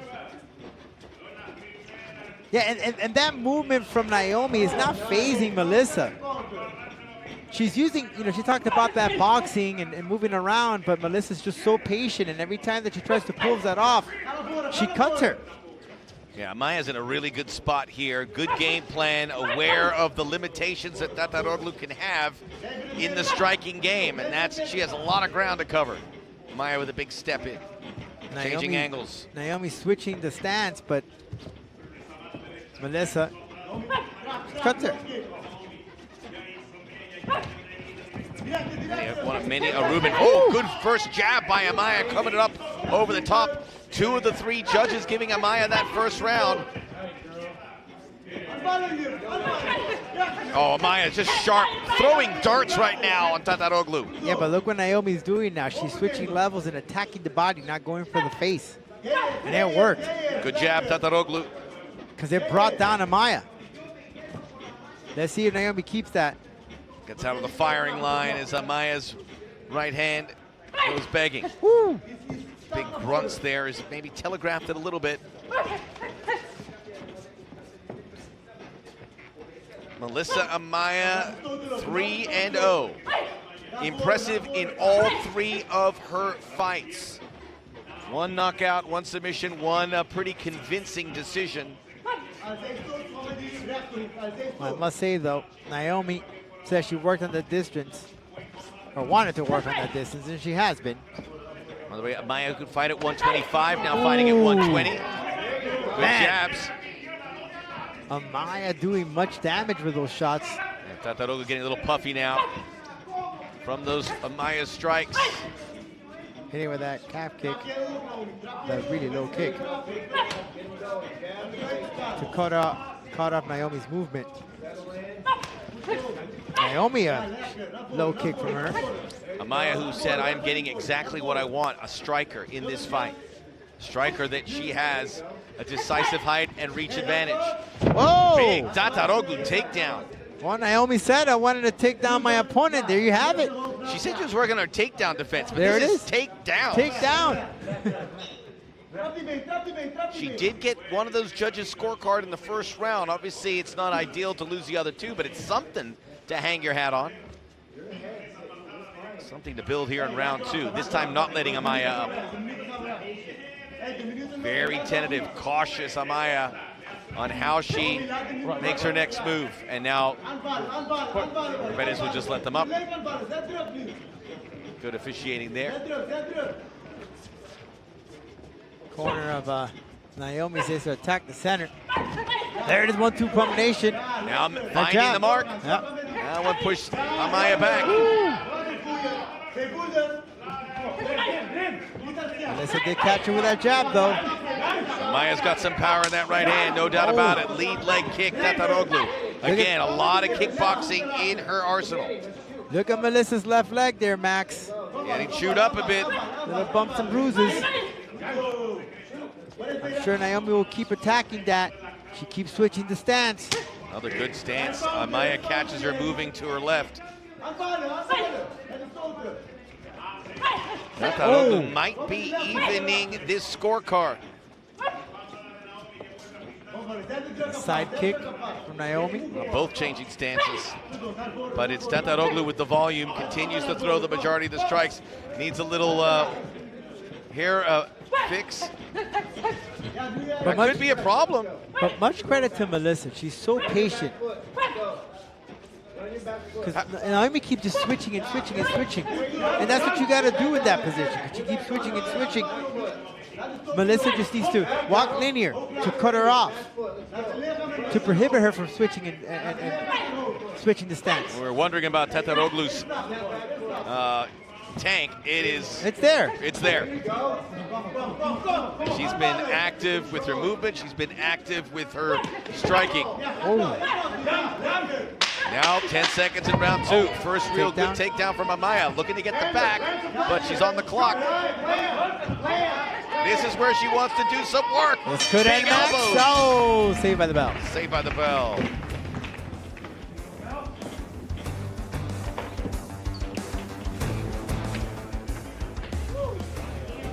Here we go. This is going to be, the margins are very tight right now. No doubt about it. Close stuff here. As we look at the replay, side kick there from Naomi on the side. Then Melissa follows up with great combination. Very patient, persistent, just waiting for that gap to strike. Not wasting any shots. Then Naomi with the takedown. Followed up again with Melissa, more of the striking. Switching stance from Naomi. Try to grab Melissa's leg to take her down. Didn't suit her way, and then Melissa ends up taking Naomi to the floor, finishing the second round. 5 minutes left, folks.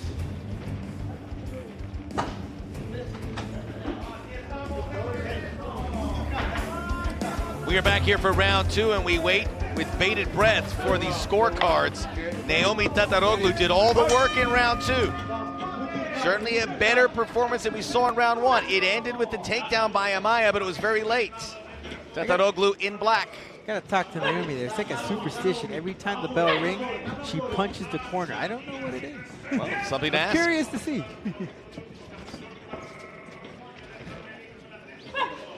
And now Tataroglu center of the howl again. Better with the kicking. Amaya needs more output. Needs to match that intensity too. She did get 2 of the 3 scorecards, but what about round 2? Yeah, let's take a look here.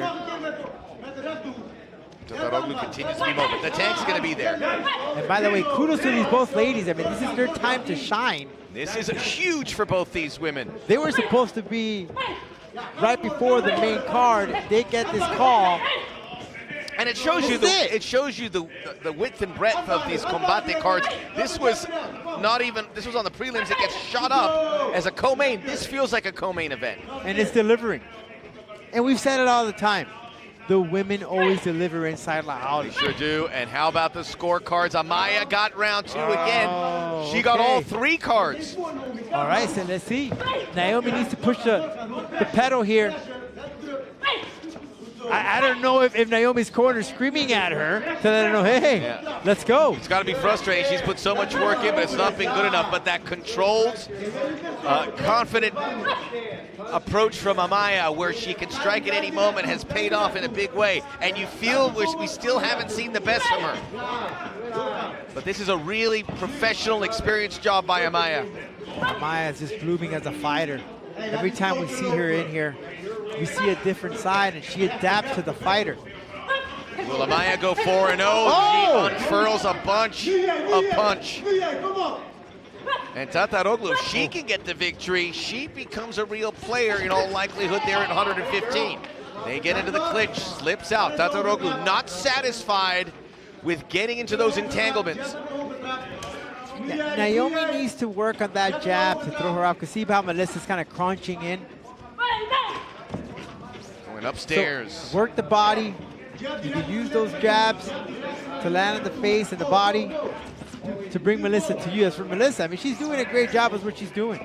Being patient, allowing Naomi to do more of the movement, which could trigger your cardio, right? But Naomi's card is on point. Yeah, she's not slowing down. Amaya's still there, controlled. Now they start to get into the deep water. Amaya working, single punching out. Everything connecting for Amaya. Melissa Amaya, we talked to her. She says, I was that sore loser as a kid. I hated losing. I have learned to control it as an adult, but I still don't like it. And I don't want to experience it. Tataroglu right under the chin, but Amaya takes her down. Amaya has seen enough from Naomi, so she went down to the ground where she feels super duper extra confident in the ground game. Tataroglu doing well to get out.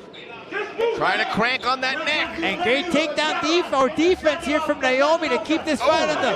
Oh, she has to be careful with that. She can't do that. Wow, careful. Yeah.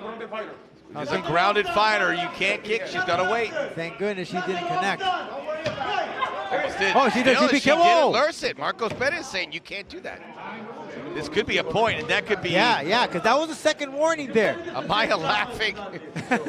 she put the bait out. That one nipped her. But come on, they warn you the first. Certainly with the kicks and the elbows when the opponent is grounded, you can't do it. You got that one knee down, or any of your body on the ground, you can't kick, you can't knee, you can't punch. Won't be the point deduction, perhaps, because he didn't connect. The pride rules back then, where you were allowed to do that. I think that was just a case of being impatient for Tataroglu. Yeah. There's no bad intentions there. She just wants to keep fighting.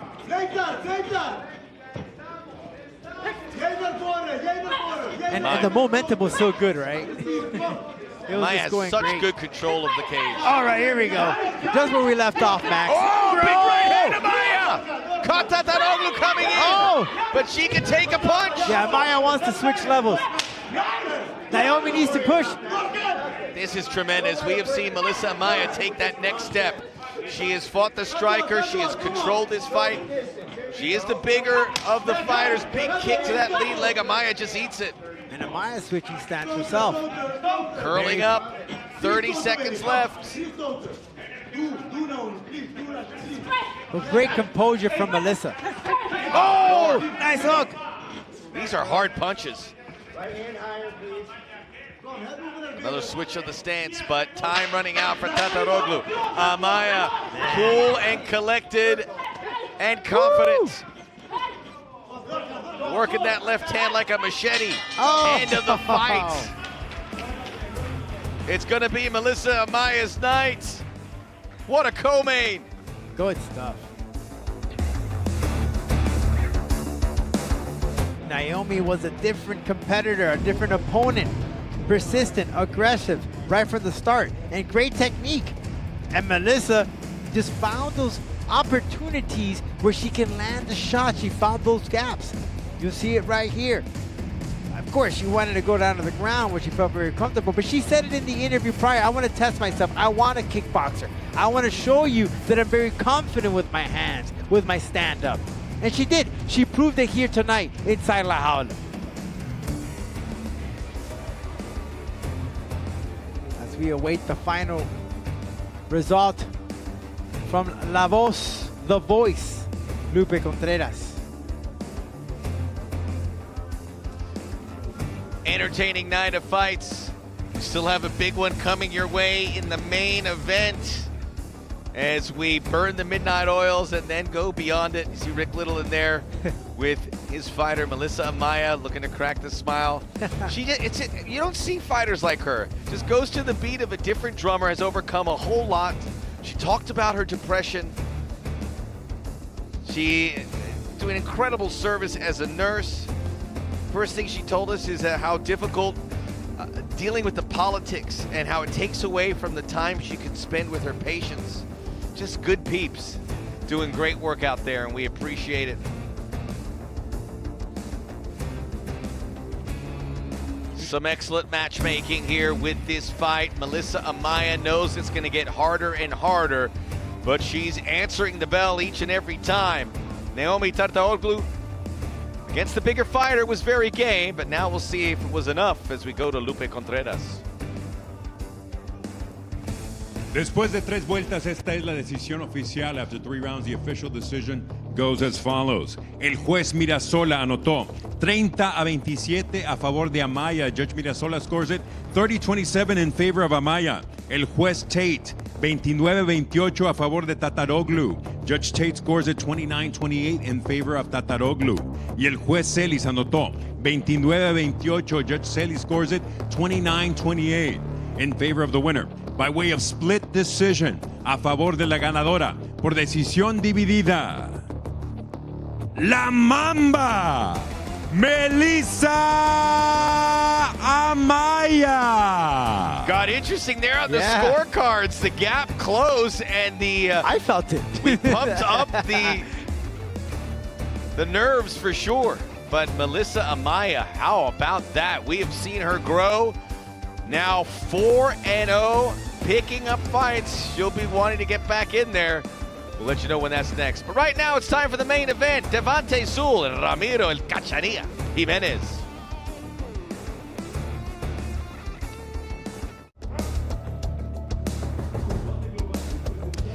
Devante Sul and Ramiro Jimenez, your main event. A huge opportunity for the man with Jamaican roots who has been pressed in his MMA career in recent matchups.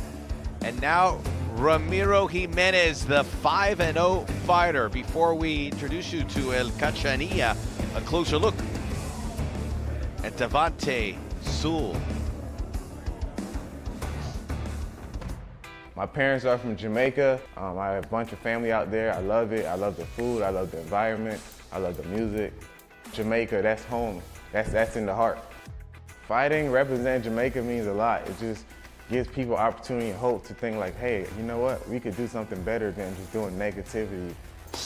Jamaican fighters, well, I'll tell you, they're the best fighters. We come and fight hard. My first MMA fight, honestly, I fought a guy with 10 amateur fights. I drove down there and TKO'd him in the first round. The rest was history. I was like, I'm gonna keep doing it. I think I'm gonna win this fight because, I'm hungry right now. It's grind time, let's go. I don't have my eyes set on anyone just yet in the La Jaula. First, it's gonna start Friday night with Ramiro Jimenez.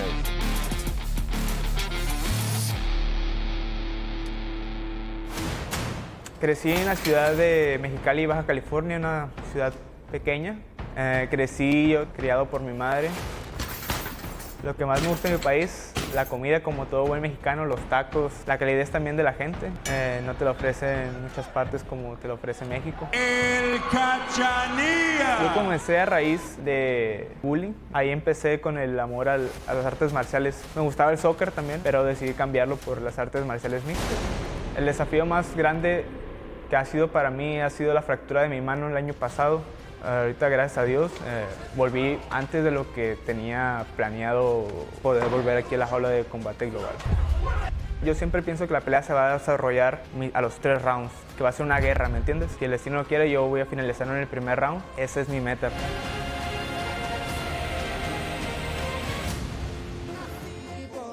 Today, he'll get a tough challenge against Devante. Let's see what he's all made of tonight.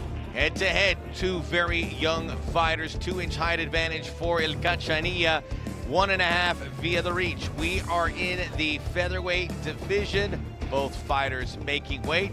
Featherweight rankings are out, check them out. But first, to Lupe Contreras. Este es el duelo estelar de esta noche. 3 vueltas en la división peso pluma. This is the main event. 3 rounds in the featherweight division. Los jueces son, the judges are Vicente Rodríguez, Dorian Mirasola, Ricardo Celis. Y ahora, damas y caballeros, llegó el momento de un combate global. Presentando la esquina azul, vestido de negro, presenting the blue corner, wearing black. Su peso oficial, 145 libras y media, his official weight, 145.5 pounds. En 16 combates, mantiene un récord de 9 victorias y 7 derrotas en 16 pro bouts. He maintains a record of 9 victories against 7 losses. De Villarrica, Georgia, and representing his homeland of Jamaica, DEVANTE, the Grinder Sewell. En la esquina roja, vestido de blanco in the red corner, wearing white, su peso oficial, 144 libras y media, his official weight, 144.5 pounds. Esta noche, entra a la jaula de combate global invicto a nivel profesional, con 5 victorias tonight. He enters la jaula undefeated as a pro with 5 victories. Puro Chicali, Baja California, México. El Cachanilla, Ramiro Jimenez. El referee, Alana Vélez. Alana Vélez, the third inside La Jaula. Obey my commands at all times. Protect yourself at all times. If you want to touch him up, go ahead. Come out, fight. Devante Sewell does not want to leave it to the judges.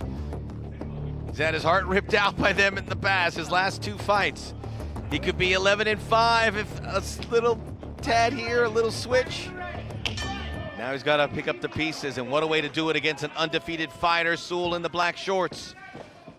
Ramiro ranked in the featherweight rankings as number 6. Again, all those rankings are available right now on the Combate Global socials or the website, combateglobal.com.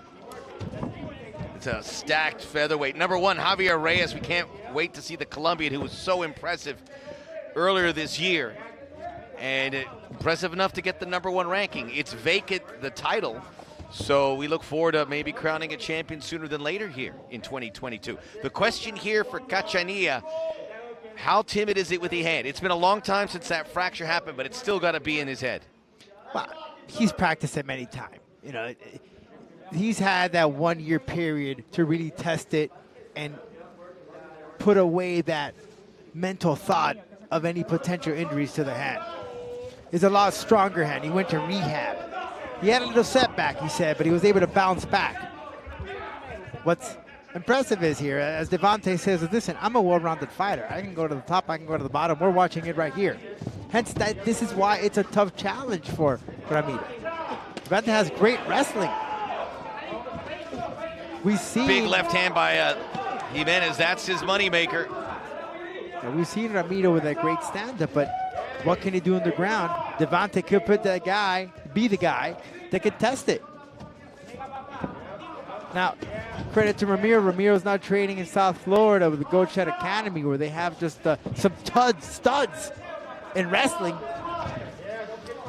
Missing pretty badly on that overhand right. Sewell got caught. Good chin. Great body Upstairs, shot. downstairs. That one hurt too. You can hear the thud. Jimenez feeling good with that left hand now. Starting to get it working. Devante backpedaling now. Yep. Beautiful footwork here for Jimenez. Oh, just precision from Ramiro. Oh, you can see the talent. Big clubbing hand by Sewell. Single leg attempt. And you saw Devante, he hit that right and then went for the body to here maybe finish off this takedown. Although Ramiro using La Jaula as protection, not going to the ground, but he's gonna rip that lock there, turn around, flip around. Yep, that's exactly what he had to do. Now he has to push off. Now he's pinning Devon. Now, oh, he nearly had for the takedown. Just set a really nice base, did Jimenez. Training out of Goat Shed here in Miami, which is also where Christian Puas Perez trains. Devante breathing in heavy. We're just 3 minutes into this fight. Underhooks were ripped open. Now Devon got his composure. Nice jab there to the body from Ramiro. He's been working that left hand, but he hasn't had a sharp delivery yet, but maybe it's imminent. Ooh. Good short hand by Sewell. He got caught. Ooh. Big left that time. And every time, Max, that Ramiro exchanges, Again. you'll see Devante goes for the wrestling for the attempt at the takedown. He knows the power that Ramiro has. This is a superior talent in Jimenez. A little rusty, no doubt about it. Throwing Sewell into the cage. From Mexicali, nicknamed El Cachanilla, a plant in that area. He says he looks forward to winning a fight so he can hear Lupe say, Puro Chicali. Jimenez out there standing F. Nelson, but not going to the legs. Trying to grab in that left leg for a takedown. That wasn't having enough. Devante with a shot with the knee to the body. Ripping up, taking this fight. Sewell's hung in pretty well there. Yeah. And he's getting his. Hook. Whoa. Came low, he may have got kneed. He got caught by that knee. Here comes Jimenez. Devante could be in trouble. Sewell's hurt. He got caught by that knee coming in. It may have been an accident. It doesn't matter.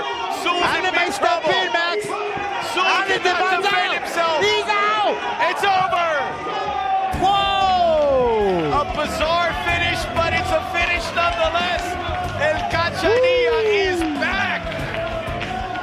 And I couldn't see it from that angle, Max, but it seemed he was out even a little earlier. I couldn't see it. He walked into a knee of Jimenez, and that rocked him. Lived up to the hype, folks. That's 6-0 for a reason. Wow.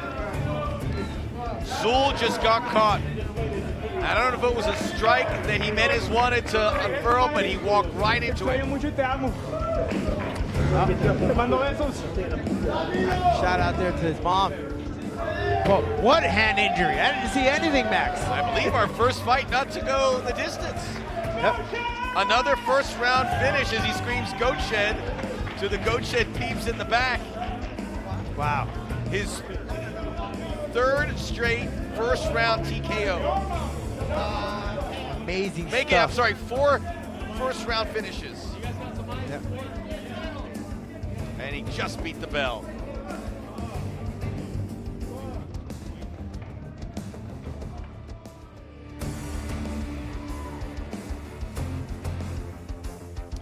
Back here inside La Jaula, and Ramiro Jimenez is back in the top 10 in the featherweight divisions, and now 6-0 and rising with the bullet to Lupe Contreras.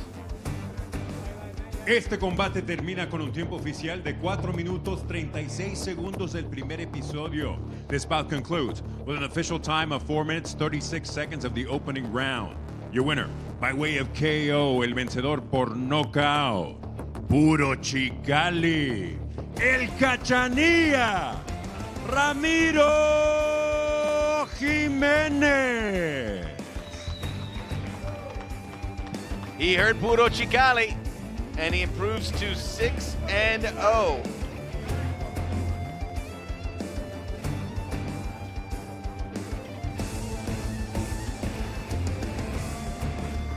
And to the victor the spoils. You'll enjoy it with the folks from Goat Shed, and we'll take another look. We'll put a bow on an exciting night from Combate Global. And you know this is just going to get better. We cannot wait to see who he fights next, when he fights next. But with that first round finish, it may be sooner than we all think. But a super talent, one of many, a long list of prodigious talents that you will find here at Combate Global that call that Jaula home. Global, in fact, Max. So many competitors from different parts of the world. You get to see him here inside La Jaula. By the way, the action does not stop throughout the summer. We will be here just about every Friday. Some special weekend shows too coming your way. Be back next Friday as we take a look at this fight. We'll find out exactly where it ended for Sewell. Something rocked him. Yeah, we're going to see here the replay. This is exactly what I wanted to see. As we saw some exchanging here from both these dudes. DEVANTE wanted to take this to the ground, but Ramiro just wanted to keep it standing. He wanted to show off and display and tell you, hey, forget about that hand injury, man. My hand's 110%. Let me just show you what I got. Look how well he works that left hand. Oh, man, just so he found that opening. He bobbed and weaved. Precise with the shots. Didn't waste it. There. It was okay, it was a knee. Okay, yeah. So he ran into that knee. He ran but right see, into look, that knee. But look, was he out right there? Right. Because he wasn't, there's a point right there where he, right there. See, almost seemed like he wasn't doing anything at all. He was still alert, but it was like, those are big punches afterwards. Right. There, right, it was an accident. Oh, it was, yeah. He was going for a takedown, he ran right into caught. that knee. He got caught. And here we can see it from the referee's position or referee's camera. Right there, 1, 2. Because he was still defending, he was still grabbing onto the leg, so good eye on Ana Labelas of letting go of the fight as long as it did. We should have called it an accident. I mean, that was a knee that was thrown. If you came in, that's... You got caught. You got caught. You got caught. You don't know where it's coming from. And Jimenez kept active and was able to get another first round finish, 6-0. And we got some great action next week as too, Max. Ooh, keeps getting better and better. This guy's got his finger on the pulse. He knows everything that's coming. It's hot outside, but it's hotter in La Jaula. Let's go to an interview. We'll do the introduction. Yep, we'll do ahead and do the translation. Thank you very much. Good night. Feliz, I feel happy. aliviado ya Relieved de este compromiso que tenía hace of meses. this. Entonces es un alivio para mí ya por fin estar de vuelta aquí en Combate I Global. feel great to return Y here más que in nada en Combate una Global cartelera estelar. and be part of the main event. And pardon us, because these are questions that are being said in Spanish. You don't know the questions, Rodolfo? But work with me here. De una buena rehabilitación de más de un año. Okay, I had a rehabilitation for about a year, Perfecto estado ahorita. but now we're good.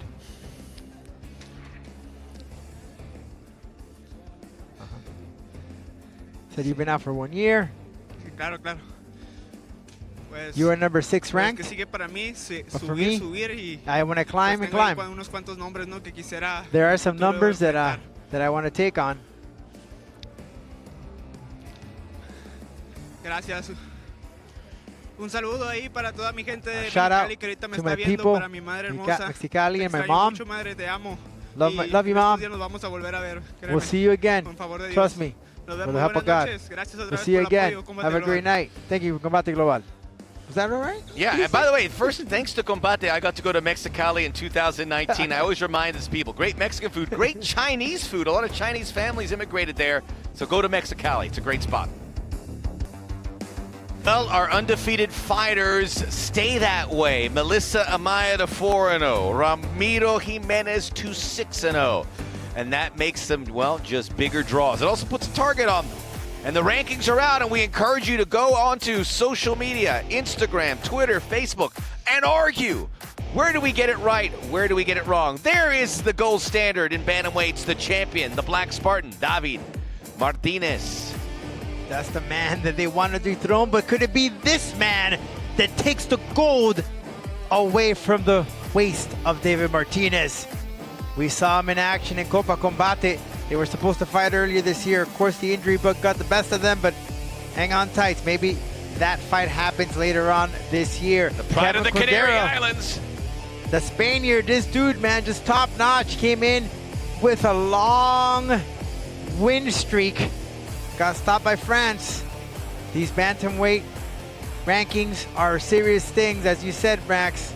I mean, we could have a debate over coffee. 6 Mexicans, a Peruvian, an Irishman, 2 Americans. Did I say Peruvian? I think I did. Yes, you did. There's your top 10. Read them and weep. We're As the global, great man. Chris Berman said. We sure are. And that is subject to change. You have the 2 Europeans at the top, but you have the Mexicans and Americans fighting to get up there. Next week, we are back again, and look who will be joining us. This one a little bit further ahead on July the 8th.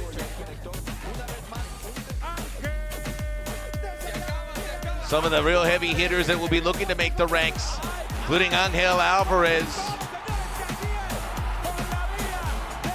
Alvarez coming off that great victory he had recently.